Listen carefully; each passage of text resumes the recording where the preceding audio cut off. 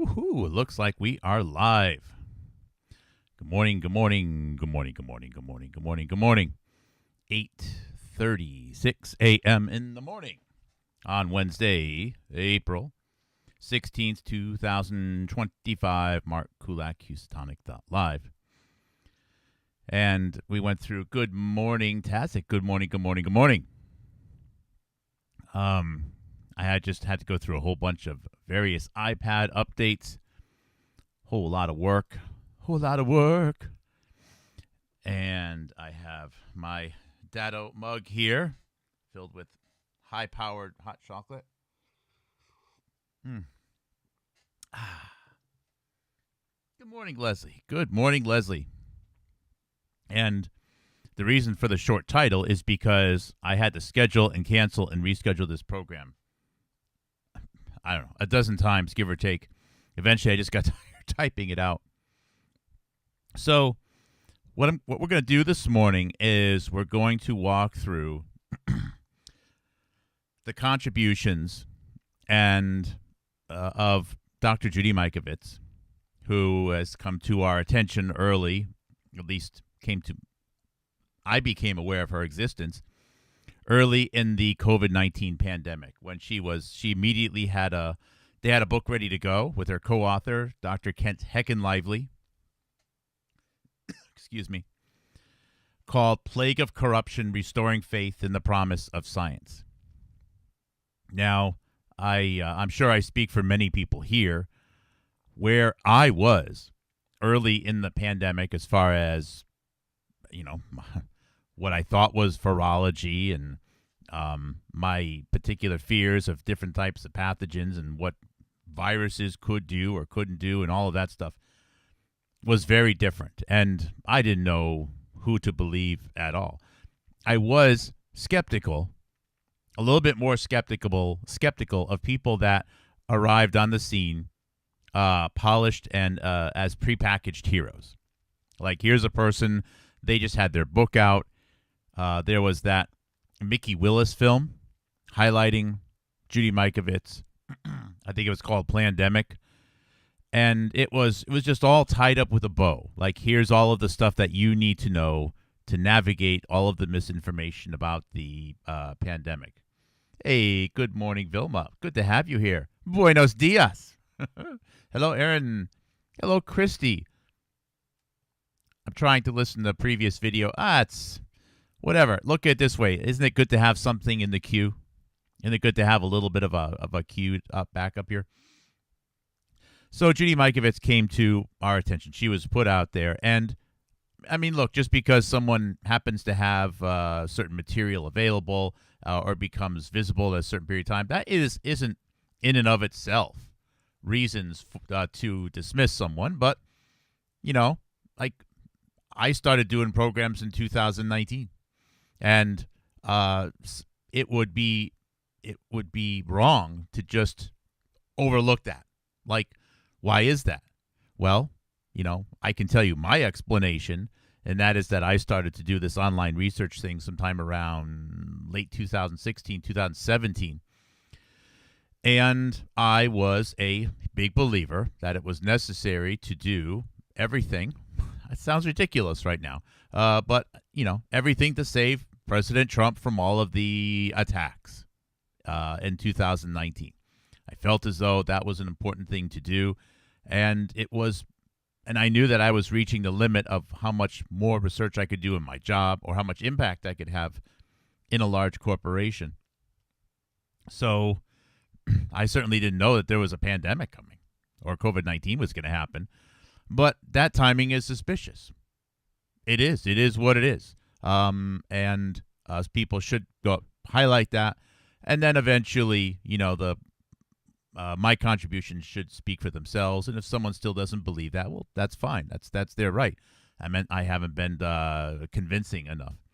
But anyways, so when Mikovits comes onto the scene, I'm immediately, like, what's this all about? This seems to be too good to be true. Even though some of the messages seem to resonate, don't worry so much about this virus and don't worry about the mask or whatever it is she said, right? Anyways, I've covered Mikovits very extensively on my program, more extensively sometimes than others, Dr. Judy Mikovits, because, it's not always connected to the stuff we're doing at the particular moment. But during that time, I've received, through emails and text messages, some of the harshest and most brutal criticisms yet that I've ever received because of my questioning of Judy Mikovits, which also raises alarm bells. Like, why? And the more of that I get, the more I start to wonder. I must be onto something here. Now, if the same people that said, Judy Mikovits is, should not be attacked, she's a victim, etc., we're also highlighting, for example, the career, the death, and all of the evangelism of Brandy Vaughn. Well, there you go. That would mean I would be more skeptical about my own beliefs here. But when Brandy Vaughn simply doesn't exist and never did exist, but we must defend Judy Mikovits, well, there you go. So, I've done a collection of videos in the past regarding Dr. Judy Mikovits, where I've put out speculation. First of all, to review, Judy Mikovits worked at the National Cancer Institute for a long time in the United States government. Her mentor is a Dr. Frances Ruschetti, who actually has become a co-author on her 2022 book. And she left the National Cancer Institute around 2000 or 2001 or so. She went out to California, and she took on a senior scientist role, or chief scientist role, at a company called Epigenics, Epigenx, Epigenics, which of course is a play on epigenetics, or euphenics, which is the study of, how biological systems react to their environment. That's probably the simplest way you could think of it, right? Cells respond differently. Bacteria respond differently based upon temperature, based upon diet, based upon various pollutions and all kinds of other environmental inputs. The way proteins are actually created may change based upon methylation of DNA, how DNA can expand or contract, and so on. And so it's not as simple as, here's an input and here's a protein. So epigenetics studies all of those factors. In fact, the word euphenics, EUPHENICS, which was coined by Dr. Joshua Lederberg, who is also a big promoter of this field of genetics back in the 1960s, 1970s. The field of euphenics was the study of how life, once life is started, once an egg is seeded, how that life progresses and matures, and its strengths and its weaknesses and so on, based upon a study of all of these inputs. One of Dr. Joshua Lederberg's thoughts on this was that it takes a long time between each generation of humans. In some societies, women marry very young, 14, 15 at a minimum, and that tends to be earliest potential childbearing age. In some societies, children are held off to 25 or 30 or what have you. But anyways, at a bare minimum, just a biological minimum, avoiding all cultural norms, it's 15 to 18 years minimum between generations. So you can't study how to advance people through selective breeding programs, as we have heard about through the study of eugenics, effectively, because people just live there's too much time between each generation. What are you going to do? Wait 18 years and go, well, that didn't work, and that took, and that didn't take. And also studying, human biology through simply selective breeding and sorry to be so cold, but I don't know what other words to use here, it provides zero benefit to the population of the people on the planet now. So what Joshua Lederberg and other people were proposing was that there are so many factors in the environment which impact life, all right, including the entire biome, the gut biome, the colony of bacteria that live in the gut, the types of mitochondria, perhaps, and mitochondrial DNA, diet, environment. There's all of these factors which are independent of one's own DNA. And all of these factors, if you study them, you can collect a whole lot of data, and maybe you can figure out ways to extend life or to improve life or all of that other stuff without having to get into selective breeding programs. And I think that's where he was going with it. Now, I assume that he was on board with studying it that way. However, I don't know. Maybe he wasn't, and he simply saw it as the most plausible way to be able to study things based upon national security needs. It's not clear what the maximum potential is of all of this study of virology and genetics. It could be enormous. We could figure out how to completely redesign humans. I don't know. Or it might never actually lead to anything significant. And I propose adopting a mindset that it's not known. And knowing that it's not known means that we are now in a trap as a nation, as a civilization, where no one can stop looking at it. Because heaven forbid, one people stop looking and another group of persons figure out some secret which makes them all powerful. So we're kind of in a security trap right now, and that's where we are. And even if you're not on board with this, the whole study of human genomics and genetic engineering, etc., you have to accept the possibility that there could be, big impacts possible. Anyways, so Judy Mikovits worked at a company called Epigenics. They went out of business around 2005 or 6 or so. And then she wound up going to a conference in Barcelona. And next thing you know, she wound up becoming a scientific director at a very small, just started institute in northwest Nevada called WPI, or the Whittemore-Peterson Institute. And the Whittemore-Peterson Institute was founded, I believe it was the Peterson family had a daughter who was dealing with extreme chronic fatigue and Lyme symptoms or chronic fatigue, severe headaches, exhaustion, and they wanted more study of this. So I believe they worked with the Whittemore family, who had a lot of cash, one of the more wealthy families in Nevada, and they created this institute, the WPI, near Reno, Nevada. I think it's virtually on the campus of University of Nevada, Reno. And they hired Judy Mikovits. And now Judy Mikovits had an idea that there could possibly be some type of contamination, if you will, in a large quantity of vaccines manufactured in the United States. It was potentially a contamination that could not even be removed. It was probably even a byproduct of cell lines going back decades and decades. And this was resulting in injuries.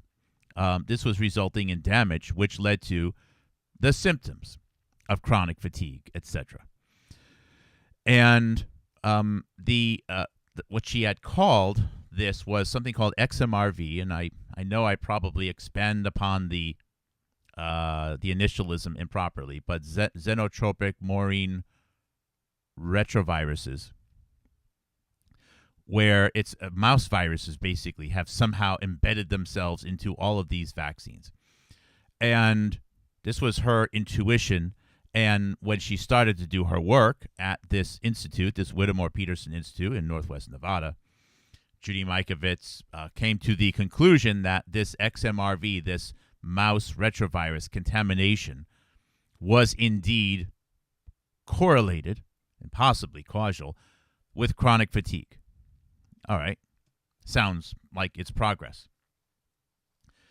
Now, Judy Mikovits went one step further, though, there, and there's a Nevada television show where she's with the co-founder of the Whittemore-Peterson Institute. I think it was Annette Peterson or Annette Whittemore, where she actually went on to say that this contamination of vaccines, which is leading to these chronic fatigue symptoms, okay, is very difficult, possibly, maybe even almost impossible to remove. But also that what it does is it wakes up dormant viruses that many people have. Maybe not all people, but many people have. So, taking a step back, it is her belief that there are viruses, dormant viruses, latent viruses that we are born with, that are in our system, that our body's cool with. No big deal, right? Just leave the demon over there. And because of the contamination of some vaccines, you know, the dormant viruses wake up and the immune system is now dysregulated, and voila, chronic fatigue. I'm not sure that that's the answers that the Whittemore-Peterson Institute wanted, but they're like, okay. And also in that television show in 2009, 2010, Judy Mikovits also just threw out there the idea that other immune system dysregulations, such as autism, might also be explainable because there's contamination in vaccines, XMRV, and these contaminated vaccines wake up dormant viruses that people are born with. So we're just born loaded with ready-to-go viruses that are going to make life difficult or kill us. And it's no problem, right? It's no problem so long as we don't wake them up. But she threw autism out there. Now, you could see that the founders of the Institute were a little bit like, look, if you can solve autism, that's fantastic. But that's taking on a much bigger bite than I think they wanted to chew. And look, let's be honest, right? Even if someone did happen to have real evidence, if it could be found, that there is an absolute 100% causal link between vaccines and autism, you would have to be nuts. They would have to be nuts to not expect a firestorm to happen after that. There's going to be so much controversy, even if it's true. So you got to be really delicate. And I think they just wanted to focus on the chronic fatigue. So after some of her papers were published, this XMRV work, as you could expect, especially now that they even threw in the possibility of there being an autism link, a lot of people got upset. Okay.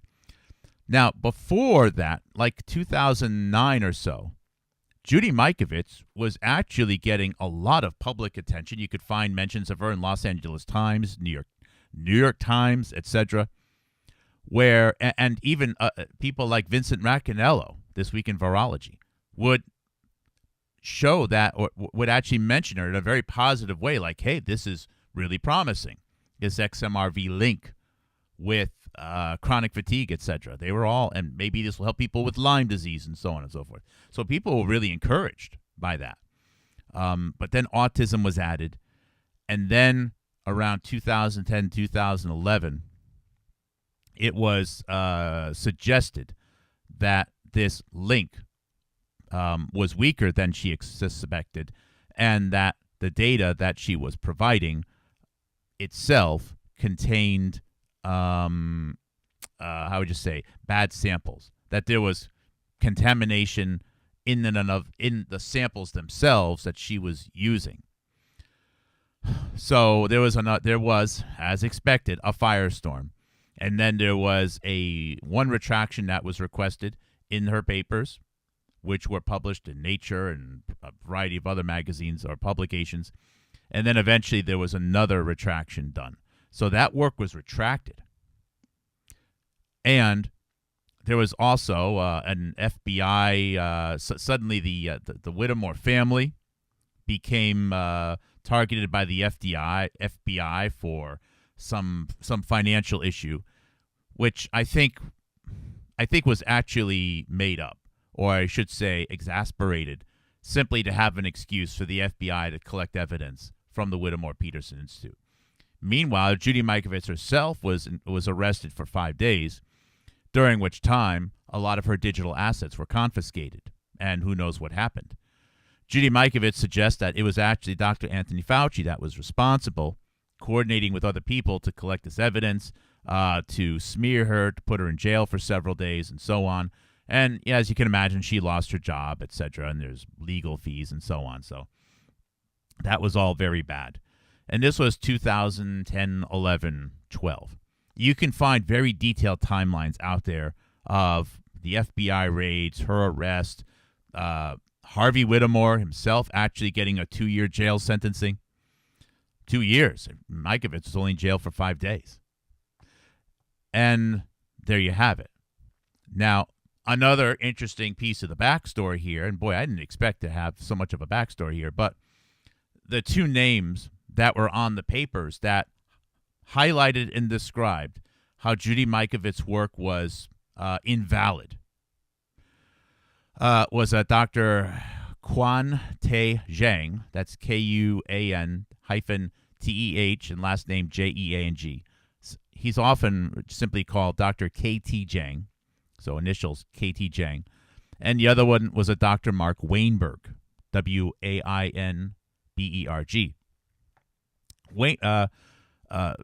Dr.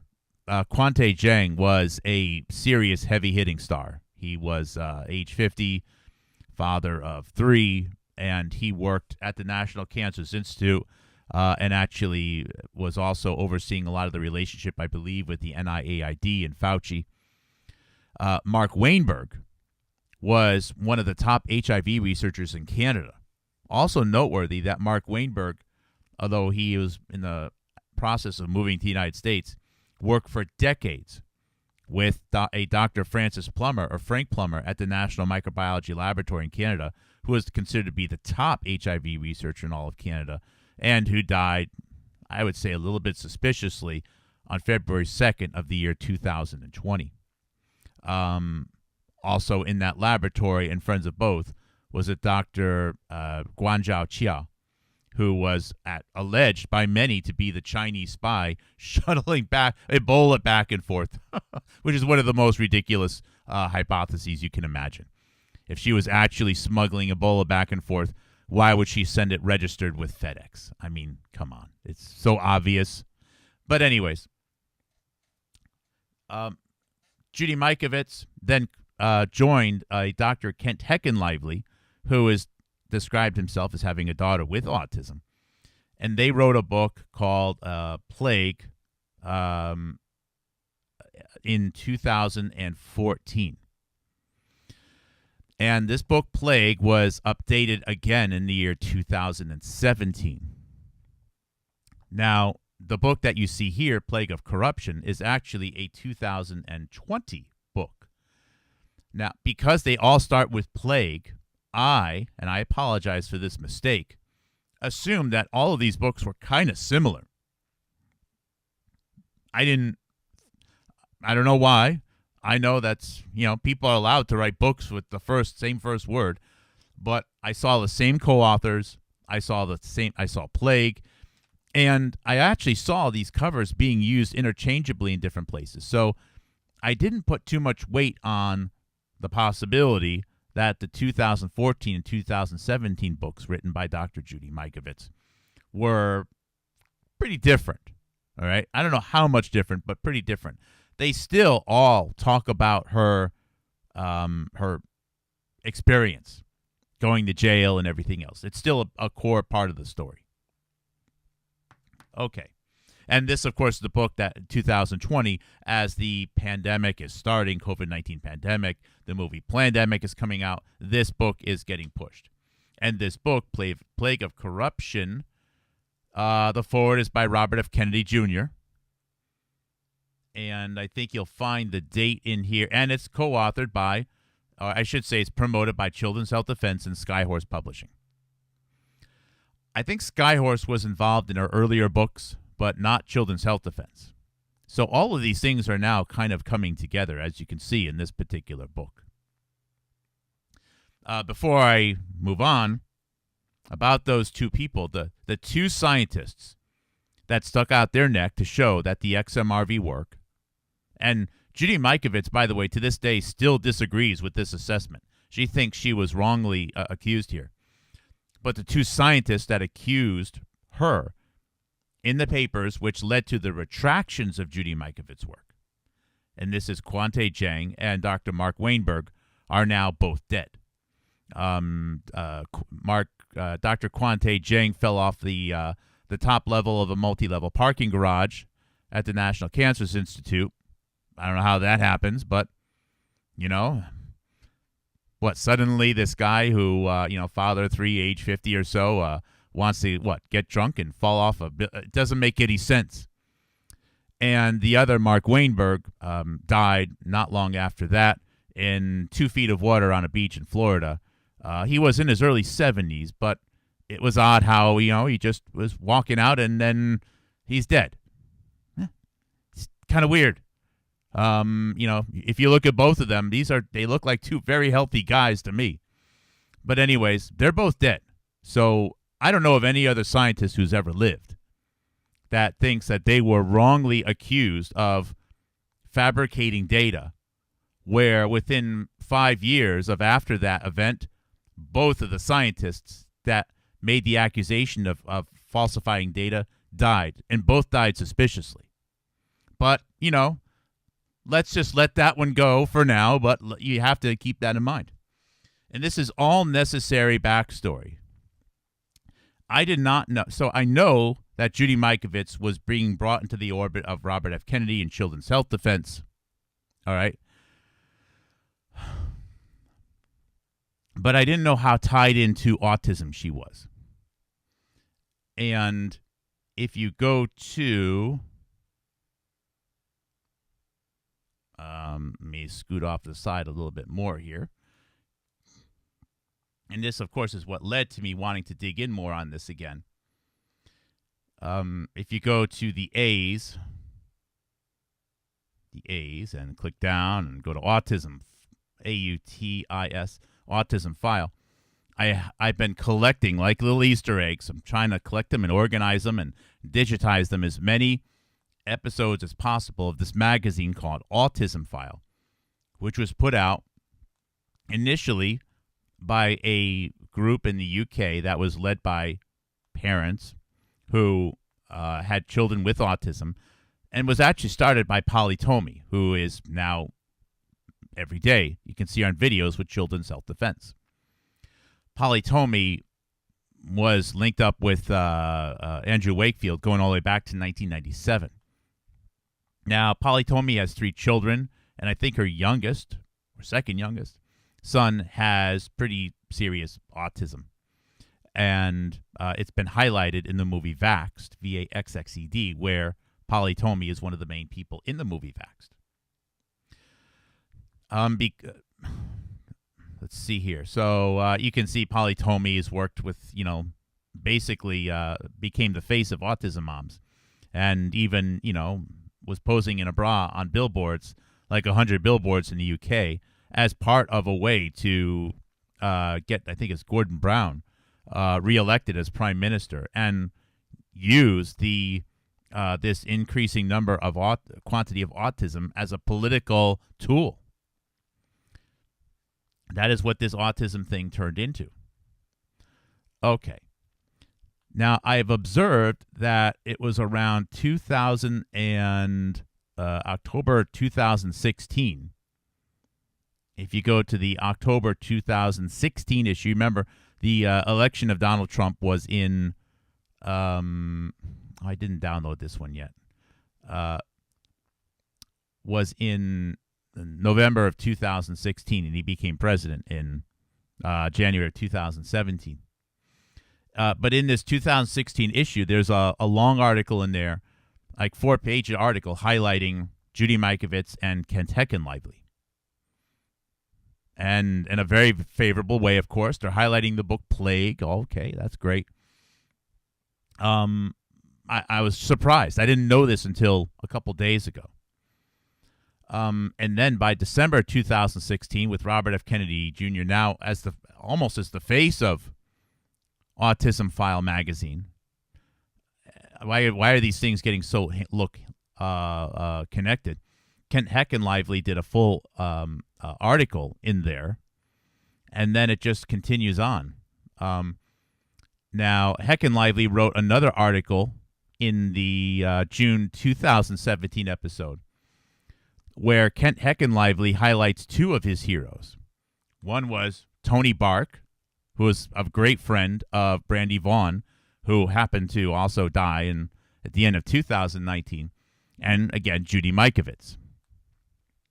Mikovits isn't a surprise because Mikovits is she's co-authoring with this Kent Heckenlively. But Tony Bark was. Now also, in around 2017, I posted a video of a Q&A session after a Vaxxed movie showing where Kent Heckenlively and Brandy Vaughn are sharing a stage. It may not have been after a movie screening. It might have actually been at a autism event. I'm not sure. But Kent Heckenlively, to his credit, did not appear to be made uncomfortable, I don't think anyways, by Brandy Vaughn. Hopefully I said that right. So Brandy Vaughn was welcomed onto a stage with Kent Heckenlively, and they were doing a Q&A session together. Maybe he was... I have to revisit it again. But Brandy Vaughn was coming into this orbit funded with her own capital, her own retirement. And she's spending time in 17, 18, 19 with now Kent Heckenlively, Polly Tomey, and of course, Andrew Wakefield and so on, because she was even on a Del Bigtree show all during this time, 16, 17, 18, 19. And certainly, as a photo shows from 2019, summer 2019 in Arizona, Judy Mikovits and Brandy Vaughn are on a stage together with Robert F. Kennedy Jr. in the middle. So clearly they knew each other as well. Now, Judy Mikovits has a full multi-page article in the October 2017 issue. And I just spent like 20, 30 hours of my life doing screenshots page by page to download these as PDFs. These didn't just appear. This is me taking caffeine late at night to actually dedicate heartbeats to collecting this stuff in PDF format. Just letting you know, this stuff doesn't just appear. And let's see here. Where's the Mikovits article?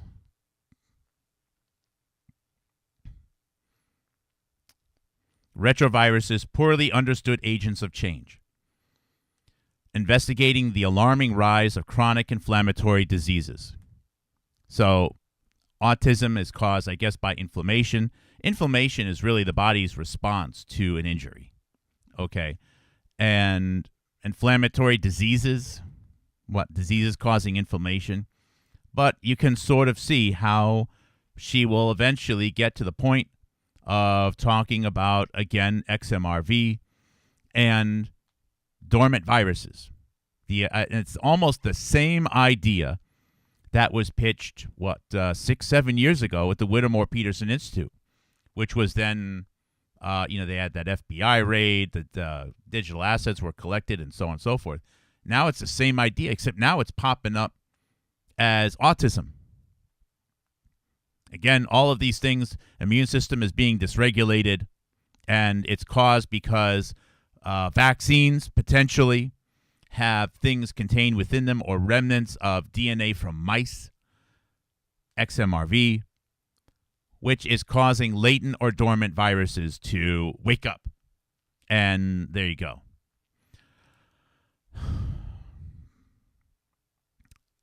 I did not realize how obvious it was that this it was being rebranded, or I should say reintroduced, but not totally, because Judy Mikovits did, all the way back in 2009 and 10, throw out there the possibility that these inflammatory diseases, these injuries caused by latent and dormant viruses that people are just born with, they are being caused by vaccines, which are waking up the latent and dormant viruses. Also noting here, very wonderful passage. Where do we go from here? In the past 2 decades, my research team, this is Judy Mikovits talking again, and others have identified viral sequence proteins and isolated viruses similar to mouse leukemia viruses, mouse mammary tumor viruses, bovine leukemia viruses, from human blood, saliva, cells, and cell lines. We detail in Chapter 5 of Plague, this is the 2014-2017 book right now, the scientific community failed to heed the 1953 warning of a Dr. G. Stewart when he spoke to the World Health Organization, and he was talking about the yellow fever vaccine at the time. I'm highlighting this because Judy Mikovits also was using as evidence that it was the catastrophe of the going into World War II yellow fever vaccine, which woke up many people in the world of immunology. Again, the largest recorded hepatitis outbreak in history was the United States military in early World War II after receiving yellow fever vaccines at that time. And then there was an immediate, high-level, urgent research and trying to figure out what was wrong with their strains and new manufacturing of that yellow fever vaccine. I suspect that something was learned about that accident that still isn't obvious. And I even put out there the possibility that the need to test and figure out what had gone wrong was such a serious issue that it might have even been tested on prisoners in World War II Germany. I'm actually proposing the possibility that the use of prisoners in World War II Germany was motivated because of the catastrophe of the yellow fever vaccine. I'm actually putting out the possibility that one of the reasons why this plan of Germany to move their prisoners, Jews and some Polish Christians, to Madagascar was abandoned was because they needed a group, a captive population of people to figure out what the hell was happening with the catastrophe of the yellow fever vaccine. And I'm sorry, but the timing lines up perfectly, because there was no discussion of a final plan until the end of 1942. The events sort of line up.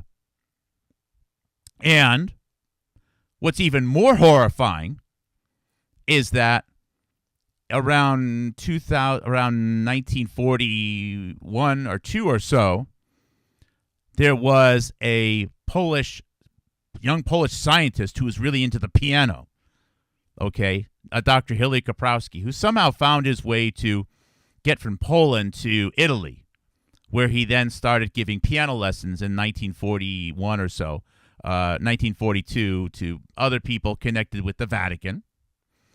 And then his family got relocated to Brazil, where he immediately joined the Rockefeller Institute and started focusing entirely on yellow fever vaccines. Kind of strange. And then he, as the Rockefeller Institute, was in direct contact with the yellow fever vaccine manufacturing up in New York City, 1942, 1943, 1944. And this is a Dr. Hillary Koprowski that I'm talking about. And Dr. Hillary Koprowski went on to maintain such a close relationship with the Vatican that he was basically on a first-name basis with the popes.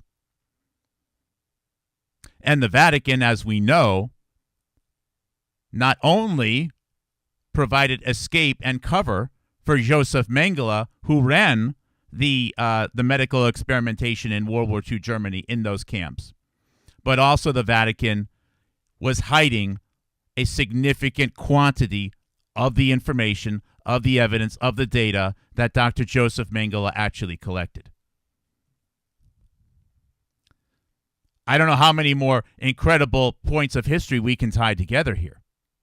But you can see this yellow fever vaccine, what a huge issue it was, and of course the role of the Vatican here. Okay, now it sounds like I was tangenting there, but I had to mention this name for a reason. Okay, because the role that Judy Mikovits had. Isn't it amazing that it's the polytomy autism file that's helping me find this stuff? The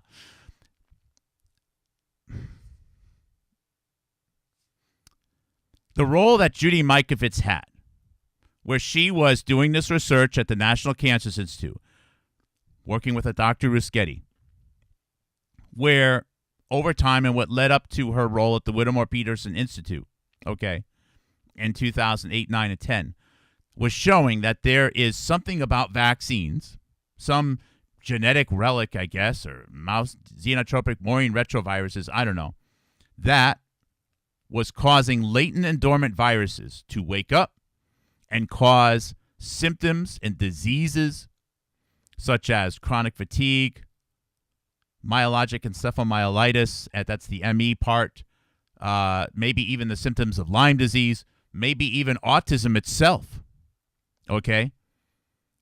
Someone else actually proposed something very, very similar to that 15 years before Mikovits did. Okay?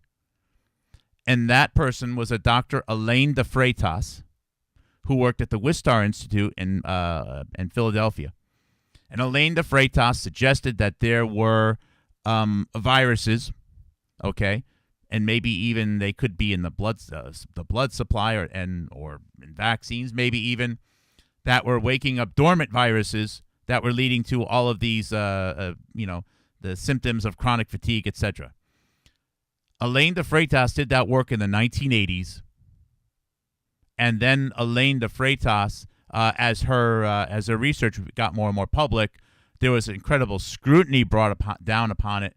And then, in collaboration with the role of the CDC getting in there, etc., Elaine DeFreitas basically disappeared. I mean, she's alive, but by 1995, 1996, it was then said that it was just suggested that she was on the wrong track, and she retired. That was it. And then years later, Judy Mikovits picks up the same work, basically the same work. And I always thought it was strange that Mikovits never, to my knowledge, mentioned Elaine DeFreitas as someone that should inspire her. Now, we also know that Elaine DeFreitas worked in the laboratory, and her chief mentor, maybe even her postdoc advisor, was Dr. Hillary Koprowski. The same Hillary Koprowski involved with, I believe, shepherding yellow vaccine research data from Germany through the Vatican and Brazil up to New York City after 1942. And I just found it impossible. And I did covers on this. How could Mikovits not know DeFreitas and Koprowski? How is that even possible? And I looked at the plague book And I found no mention of DeFreitas or Koprowski. And I thought that this was Judy Mikovits' big story. I thought it was the tell-all. No mention of Elaine DeFreitas, no mention of Koprowski, and I'm like, that doesn't make any sense. Okay. But I went on record, and my videos show clear as day. I said with authority, based upon evidence, that it would have been impossible for Mikovits to have not had a working relationship with Hillary Koprowski, one of the main speakers at the Future of Man Conference, 1964. 63, excuse me, and Elaine DeFreitas. Impossible. So that's our backstory here. Okay, finally. And let's see here. How do I have to get that one up here? Where is it? 1 second.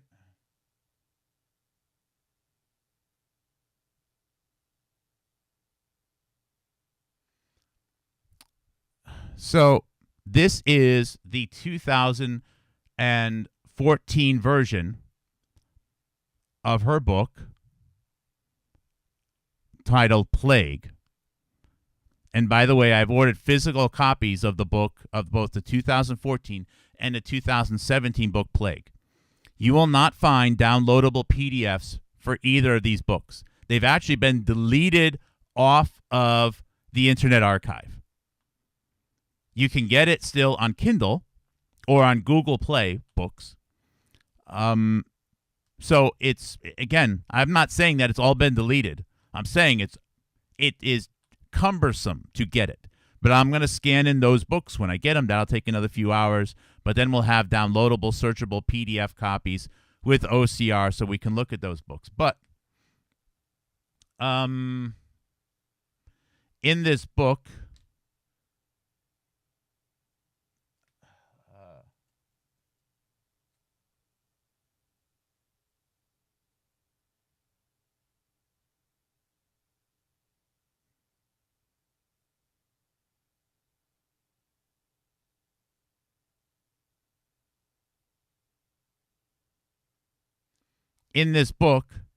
let's see here. She talks extensively about Elaine DeFreitas and Hillary Koprowski. And she even goes so far as to say, this is Judy Mikovits, that she had direct conversations with Hillary Koprowski. She had direct conversations with Koprowski. I couldn't have been more right. I was 100% right.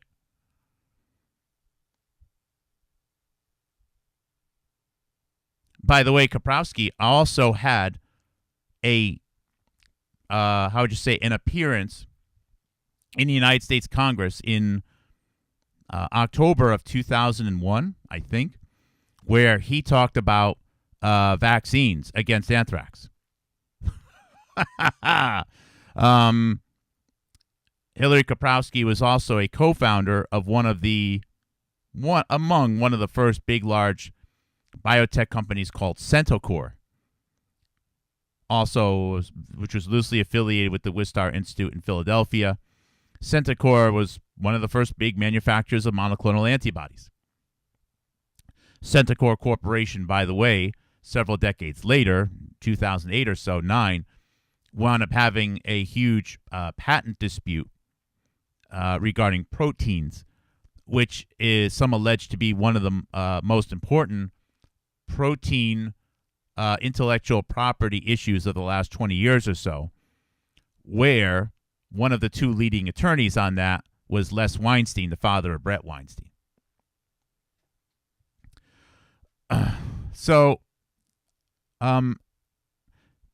Because I don't have the books yet, but I just wanted to put it on screen, that the 2014 and 2017 books clearly articulate the role of Elaine DeFreitas. They clearly articulate the backstory of XMRV, at least how Judy Mikovits was inspired by Elaine DeFreitas. And it not only goes to say that Judy Mikovits knew of Hillary Koprowski, but that Judy Mikovits had conversations And if you say you have one, well, that means either you're lying, but why? But actually, she probably had multiple. Also noteworthy that in this book, she actually suggests a very, very positive analysis of Koprowski, but also this sentence here, this paragraph here. Elaine DeFreitas' then 75-year-old boss, Hilary Koprowski, was a Polish emigre of the 1930s and considered by many to be personally responsible for the European brain drain of the 1950s, during which scientists left Europe in droves for America. Many of them found a home at the Wistar Institute. Koprowski, who took a great interest in myologic encephalomyelitis, the ME, and characterized it as an infectious disease of the brain, told me, Judy Mikovits, that he believed the National Institutes of Health needed an institute akin in size and scope to the National Cancer Institute to fight ME, myologic encephalomyelitis, and other burgeoning central nervous system diseases. Hilary Koprowski, I believed all of them would turn out, Koprowski, I believe, this is not worded well. Koprowski believed all of them would turn out to have an infectious cause, much like polio and rabies. Koprowski did a lot of work on the rabies vaccine. And the last thing I'll say, and this is kind of a little brain dump video here. The last thing I will say is that, remember what I said about 20 or 30 minutes ago. Judy Mikovits kept suggesting that there are latent and dormant viruses. We're just born with these things. You know, they're hanging out, they're lurking, you know, no cause, no problem for anyone until vaccines. So vaccines don't cause injuries. Vaccines merely wake up the injury-causing viruses that are latent and dormant. Those are her words. The phrase latent and dormant viruses was created by Hilary Koprowski, someone who's so close with the Pope that he can fly in at any time and hang out in the guest bedroom. Hilary Koprowski is also considered to be the mentor of Stanley Prusiner, who brought us prions. In fact, Stanley Prusiner was introduced to the Pope by Hilary Koprowski.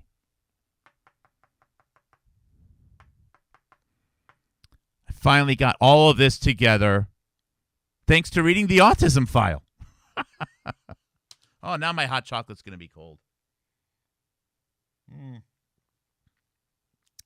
Now it's just chocolate water. Ugh. Oh, well. I just felt inspired to do this morning. Let me just say hi to you guys. See ya, Marie. Thanks for joining. Thank you, Vilma. Vilma says that she would offer to take screenshots. What I do is I do screen recordings, and I try to box in the area on the screen that has the magazine pages, okay? And then I flip through it, and then I have to take individual still shots out of the video, cut them into the size of the pages, put them into a PDF tool, scan them. I think I really appreciate it. I think most of them are done by now. But you can see how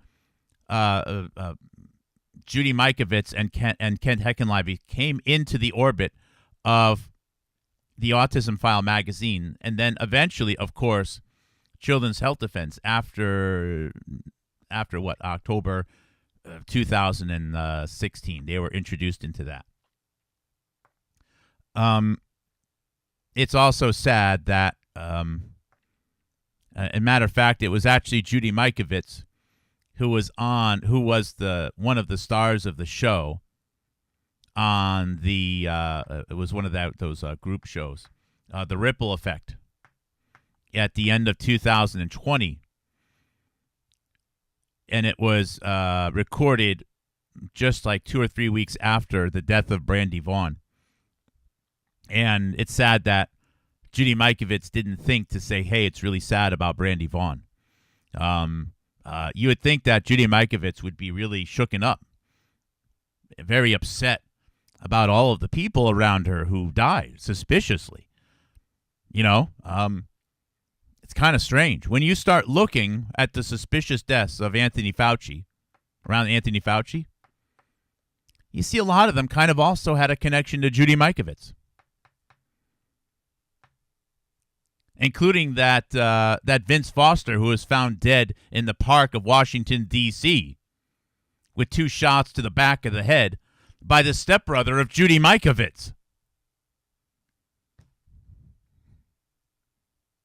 But I will get hate mail and hate text messages and hate voicemails when I question Mikovits. It's not allowed. All right, guys. Let's see here. Have you seen Mickey Willis's video on 9/11? Mickey Willis was in the World Trade Center on the morning of September 11th, 2001. And Mickey Willis, I don't know why he was there. And he left the World Trade Center before the planes hit the buildings. Now, the planes hit the buildings at early 9 o'clock, right? No one leaves. The only people that leave the World Trade Center in the morning is the cleaning crew. Right? Who goes into office, into the World Trade Center, and is done with their business by 8 o'clock in the morning? I mean, it's a simple question. I mean, what? Maybe someone was working there, right? And they took the day off. They were going to go to the Yankees game, and they realized, oh, shoot, I left the Yankees tickets in my drawer of my office. What other excuse would somebody have of being in the World Trade Center at 7 o'clock in the morning and out by 8 o'clock in the morning? And I remind you, these are not easy buildings to get into. It's not like you just pull into the parking lot and you go to, you go to the toy section at Walmart. You gotta go through all of the tolls. You gotta get in that underground parking garage if you're parking there, or you gotta take the train in. You gotta go through the lobby. You gotta go up through multiple levels of elevators. So that means that his business was done by what, 6:30 in the morning? It doesn't make any sense.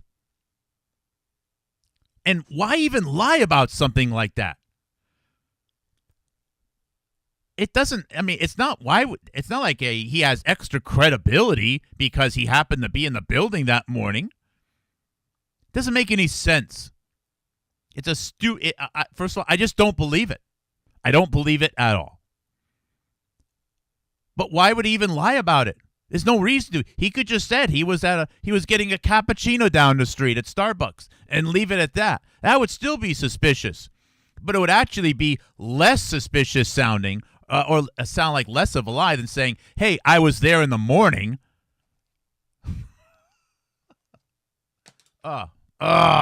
Drives me bananas. All right, guys. That's my little morning show. You guys have a great day. Time for a refresh. Or maybe I'll just do water from now on. I'm just going to dump this out. All right, guys. Thank you for listening. Take care. God bless. Love you. Maybe I'll do some more narration later on. Thank you. God bless.